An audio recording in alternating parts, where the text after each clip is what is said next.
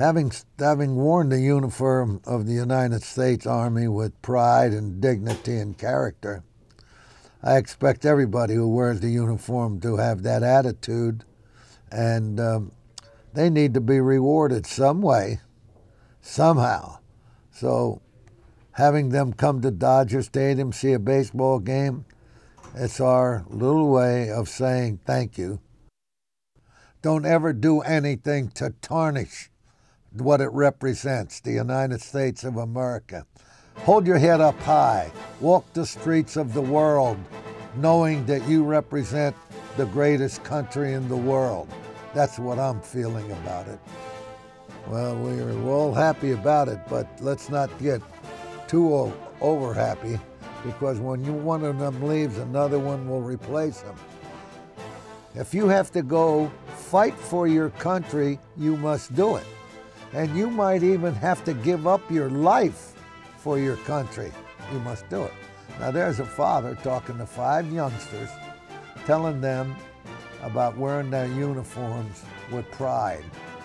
We're playing there, I was coaching third base, and there was 2 guys right out here and left, kind of toward a little bit leaning towards center field.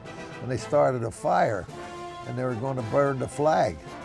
And Rick Mundy ran from center field, and I saw him run, and I ran from the third base coaching box out there. Well, he scooped up the flag and kept on running, and I went to these 2 guys and I said, take a punch at me. Come on, I want both of you to take a good punch at me, because then I'm going to bury you right here on this spot for touching that American flag and ready to burn it.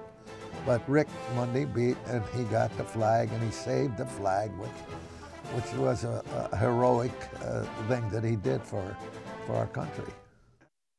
When I went there for my first time to the Air Force Academy to speak, the young officer who was driving me and my wife to where we were supposed to go, in conversation he said to me, he said, I came to the academy wanting to be a pilot. I trained, I wanted to become a pilot, but unfortunately I can never fly. And I said, why not, Lieutenant? He said, because I was a pitcher on the baseball team here at the academy, and I got hit in the head with a line drive that knocked me unconscious and put me in the hospital for 2 weeks.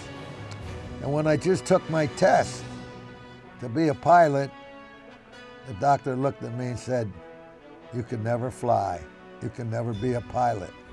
And I said, what was the name of the doctor who told you that, Lieutenant? Was it God?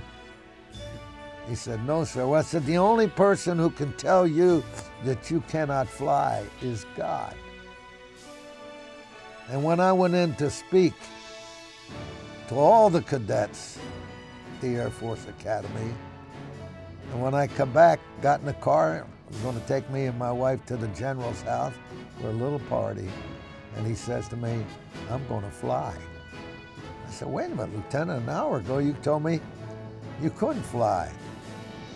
He said, after listening to you telling those cadets about your father with one door closing, and because God delays does not mean that God denies. Well, it was about 2 years later, I received a letter from Lieutenant Bob Wright, and there was a picture of him standing next to his jet, getting ready to go into Desert Storm to battle. And on the bottom of the letter he said, because God delayed, God didn't deny.